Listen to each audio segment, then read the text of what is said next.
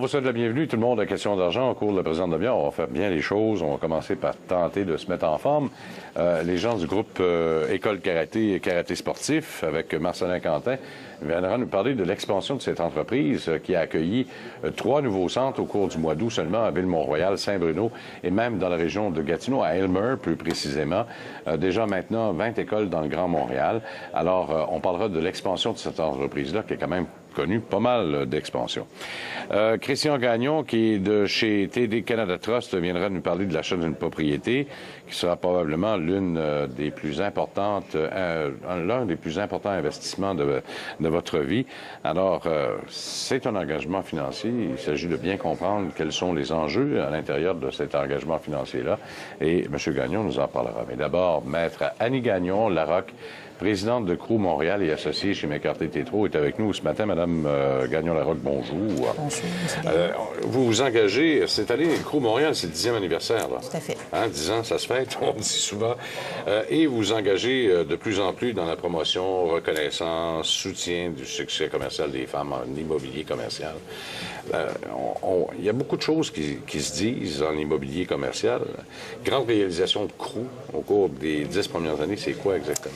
Disons, on est un des 5 chapitres canadiens. Alors, on est certainement très fiers d'avoir doublé notre membership. Donc ça, dans les 10 dernières années, ça a été un des grands exploits. On a également mis un ensemble de programmes sur pied, programmes de mentorat, donc faire en sorte de mettre des femmes en contact pour faire profiter l'expérience des plus seniors. Puis également le Gala Excellence, qui est à chaque année une soirée excellence pour reconnaître le succès des femmes en immobilier commercial. Donc, je dirais que ce sont les grandes réalisations de nos 10 dernières années. En 10 ans, vous avez fait un grand bout de chemin. Tout à fait. Parce qu'il y a 10 ans, c'était encore un monde de gars. Oui. Il faut quand même le dire. Puis c'est encore un monde de gars un peu. Oui, peu pas mal. oui. Alors, c'est pour ça qu'il faut... un peu pas mal, beaucoup, oui, effectivement. Puis c'est pour ça que l'association est si... encourageante pour les jeunes femmes parce qu'on a un ensemble de programmes, puis ça fait en sorte que les jeunes femmes ont de plus grandes tribunes pour s'adresser au public, se faire reconnaître dans leur industrie, et puis on est extrêmement fiers de... Sans vouloir rentrer dans le sexisme ce matin, mais il y a quand même le fait que vous devez jouer du coude encore une fois, là, oui. Même encore aujourd'hui. Même s'il y a des femmes qui deviennent même vice-présidentes d'une entreprise quand même relativement grosse, c'est pas facile d'atteindre ces paliers-là pour elles. Non, c'est pas facile. Puis je pense que l'excellence, puis le travail, et puis continuer à pousser les portes, faire en sorte que des femmes accèdent au poste C-suite, accèdent au conseil d'administration, c'est la façon là, pour les femmes de se faire reconnaître et de continuer à percer. Vous vous occupez certainement de dossiers commerciaux chez McCarthy-Tétrault. Absolument. Contexte d'acquisition de nouvelles propriétés. Qu'est-ce qu'il faut faire et pas faire? Parce qu'on parle des do's and doesn't. Oui, c'est ça. Bien, disons que d'un point de vue du client, il faut naturellement qu'il sache exactement ce qu'il veut faire avec la propriété. Alors, moi, comme avocate, je m'assure de bien comprendre mon client, de bien connaître, de bien connaître l'immeuble, parce que l'immeuble, naturellement, c'est ce qui va diriger toute la transaction. Et la transaction, les projets, qu'est-ce que notre client veut faire? Alors, un client devra identifier son projet, identifier ses capacités aussi. Est-ce qu'il a suffisamment de capacités à l'interne? Est-ce qu'il a besoin d'experts à l'externe? C'est une question qui est très large, puis auquel je pourrais répondre très longuement, mais je pense que les 2 points importants à retenir, c'est bien connaître le client, l'immeuble, la transaction et bien s'entourer d'experts. Parce qu'on voit, là, aujourd'hui, qu'il y a beaucoup de vieux immeubles. On est en train de bâtir des nouveaux, là, des immeubles ici, là, à Montréal, mais il y en a quand même des vieux qui ont été vendus et qui nécessitent énormément d'investissement. Alors, dans ce contexte-là, quel est votre rôle, vous, exactement, pour votre client? Bien, c'est ça. Moi, mon rôle, ça va être de m'assurer que le client comprenne qu'il doit obtenir... Ce n'est pas que de se fier aux représentations du vendeur. Il faut vraiment qu'il fasse ses devoirs. Alors, obtenir des rapports d'ingénieur en structure, des rapports d'urbanistes, des rapports au point de vue environnemental, de sorte que le client sache exactement ce qu'il achète. Puis, en bout de piste, combien ça va lui coûter? Parce que c'est une chose de payer aujourd'hui, mais il y a des coûts à long terme. Il faut payer plus tard aussi. On dit souvent signe en haut, signe en bas, étant par mois, mais c'est plus que ça dans le domaine commercial. Oui, tout à fait. Ça va beaucoup plus loin. Parce que les règles, souvent, de toute façon, ça, c'est très spécialisé. C'est pas comme une maison. Là. Alors, les gens ont des avocats comme vous ou encore des urbanistes, même à l'intérieur, même des... parce que du moment qu'il y a changement de certificat de localisation, est extrêmement complexe dans le domaine commercial. C'est pas comme nous autres. Là.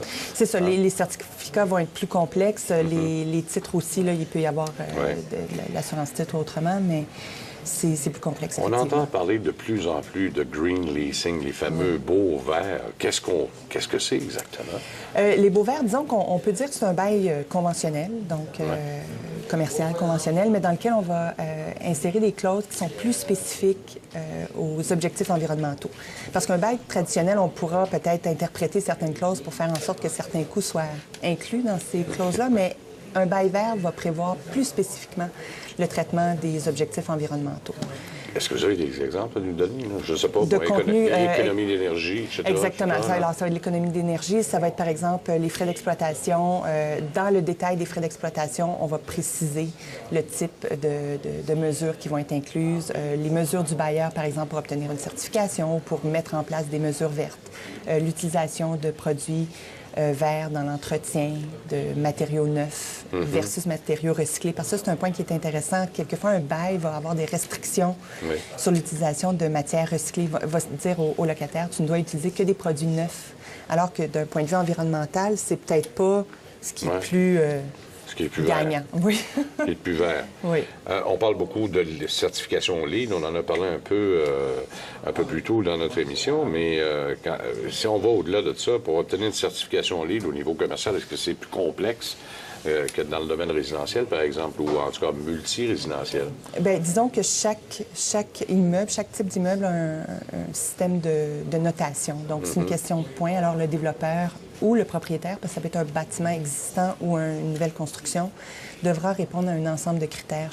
Là, d'un point de vue ingénieur, je suis peut-être pas... Mais une nouvelle construction, c'est plus concevable, plus facilement concevable d'obtenir une certification LEED parce qu'auparavant, tu peux déjà faire tes choses. Ça. Mais par exemple, moi, je vous engage comme avocate, je veux acheter un immeuble dans le centre-ville, je veux le rendre LEED, ça ne doit pas être la même chose, c'est pas le même, pas le même processus. Effectivement. Puis moi, comme avocate, je vais dire à mon client de s'assurer de ne pas donner de représentation à l'effet qu'il certifie qu'il va obtenir la certification LEED. Il va faire tout ce qui est nécessaire pour y arriver, mais... Donc ça va être le premier point. Puis le deuxième point, m'assurer que les coûts liés à ça soient refilés au locataire. Ah ben oui, ça c'est sûr. Quand on parle de certificat... quand j'ai vu ça la première fois, Beau Ma Best, je pensais que c'est une marque de crème glacée.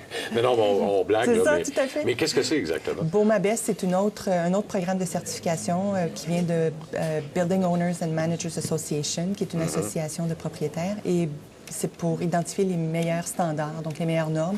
Alors, c'est un programme également de certification pour les immeubles commerciaux existants. Est-ce que c'est difficile d'inciter les parties à conclure ce genre de contrat-là, de nouveaux contrats-là? Bien, les baux verts, c'est pas une pratique courante. Alors, il y a du travail à faire parce que, bon, personne n'est contre la vertu, mais c'est d'arriver à trouver le juste équilibre entre l'intérêt financier, parce que tout est une question d'argent. Oui, ça, c'est clair. Et le contexte social, le contexte environnemental. Donc, quels sont les incitatifs? Je dirais que chaque partie trouve son compte financièrement à court terme, mais comprendre qu'effectivement, ça va être à long terme. Oui, effectivement. Maître Annie Gagnon-Larocque, merci beaucoup encore une fois. Merci de m'avoir reçu. Puis là, on va parler d'immobilier, mais pour vous, et comment emprunter aussi. À tout de suite.